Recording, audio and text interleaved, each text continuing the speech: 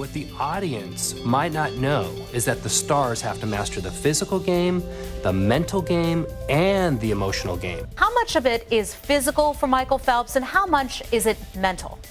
He's such a phenom, it's amazing. I mean, he's got great physical skills, but it's also his mental game that brings him to the top.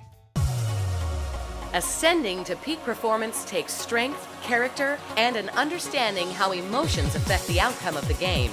We're about to go full throttle and supercharge your performance. Get ready to thrive from the inside. Ladies and gentlemen, please give a big welcome to Gregg Steinberg. It looks like these guys raise their game. You know, they raise their game under pressure. And I'm going to tell you, they do not raise their game under pressure. What they do is they fall back into greatness. Because they've made greatness their habit, they fall back into greatness. I can do that, you can do that, anybody can do that. Anybody can return to greatness. And this powerful fuel comes from primers. That's powerful stimuli, which basically are words, actions, and images, which can push our emotions in a certain direction. But you're aware of a powerful primer. You probably use it every day. It's music, right? Music can make us really, really happy, or it can make us sad. Music is a powerful primer. I bet you can relate to this situation. Last night, I got in to the rental car place. I was tired. I just wanted to get the rental car, and there was this line out the door. It took me probably an hour to get my car. Finally got my car. I'm driving here, I'm in traffic, I just want to get to the hotel, and all of a sudden, that song comes on the radio. And for me, it's Move Like Jagger by Maroon 5. I love that song, I mean, it just gets to me. And then all of a sudden, I start doing the thumb bop, and I start doing the finger roll, and then I start doing the chicken. And because it's Jagger, I'm doing the lip thing, and I get to a light, and I don't realize I'm still doing it, and I turn. And it was a cop, and he's looking at me with that puzzled look, and I knew exactly what he was thinking. He was thinking, that guy is a great dancer. So you get that. I really appreciated that he was able to connect the employers to the career service professionals and blend those two experiences together. Everyone in the group was able to glean some positive insights from this, and that they can make that useful every day on their jobs right now. And I think it was just the right shot in the arm for our group.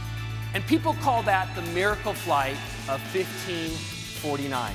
Well, let me tell you, there was nothing miraculous about that flight. There was nothing miraculous about that flight because Captain Sullenberger had prepared for this one particular moment for the last 20 years.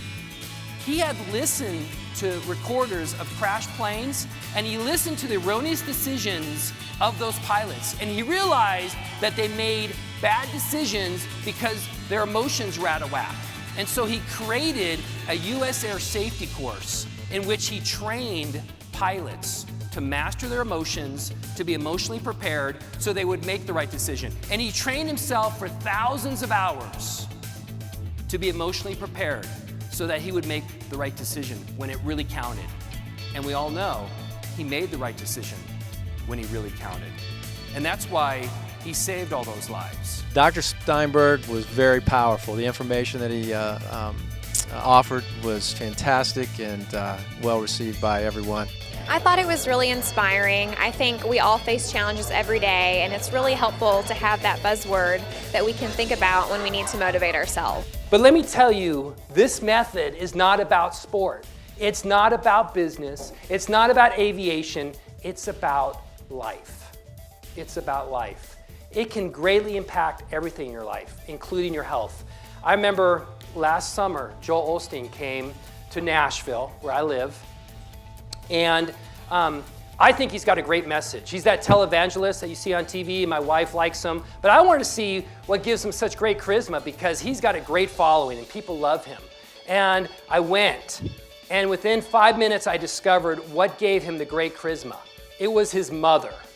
His mother comes on stage, she's 5'0", great ball of energy, And within a few minutes, she said this. She said, 20 years ago, I was diagnosed with cancer. And I took the chemo and my hair fell out, my skin turned yellowish. I didn't want to feel sick, I didn't want to look sick, I didn't want to look in the mirror. So what I did was I took pictures of my healthiest state and I put them all over the house. When I was at the beach, when I was with Thanksgiving with my family, when I was in the mountains. And every day, 3 times a day, 5 times a day, I would point at these pictures and say, you are healthy, you are healthy, you are healthy, you are healthy. And then she said, today I'm cancer-free. And I know there's a lot of reasons that contributed to her health, but I know in my heart, one of the main reasons was that she was doing this method that I'm describing to you today. It's not just a game changer, it's a life changer. Because you must be able to master your emotions. You must be able to get pumped up at a moment's notice when you need to. You must be able to remain calm when you have a disgruntled client. And you must be able to get emotionally engaged when you're tired and burnt out. You must be able to raise your game time and time again when the pressure comes. Dorothy, buzzword. Dorothy, don't be shy. Oh my gosh, Travel. because I love to travel. Buzzword. Perspective. Perspective. Okay, why perspective? Because when don't you want me to have the microphone? Oh yeah, sorry. I'm not Oprah. And I want to end today with a Native American proverb that I love. And the old wise man is talking to his young son, and he says, there's 2 wolves that continually battle inside of us. There's the bad wolf, which is hatred and self-loathing and denial. And then there's the great wolf, which is integrity, confidence, kindness. And the young boy thought about it and he says, if they're always battling inside of us, which one wins? And the wise man said, the one you feed. The one you feed. And look, I know those wolves are always battling inside of us. Always. It's a constant battle. But it was my hope today to show you how to feed the great wolf time and time again. So that when you feed the great wolf, it will be your habit. So that you can raise your game when the pressure comes. So that you will be your best in every situation, at work and in your life.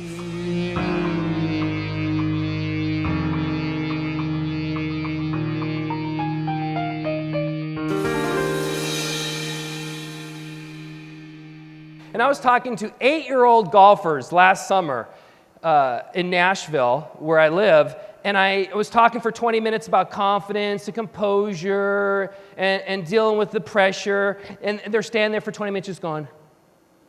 And I said, is there any questions? Do you have any questions? And this one 8-year-old in the back room raised his hand, and he goes, and I go, what is it? He goes, do you know you look just like Will Ferrell?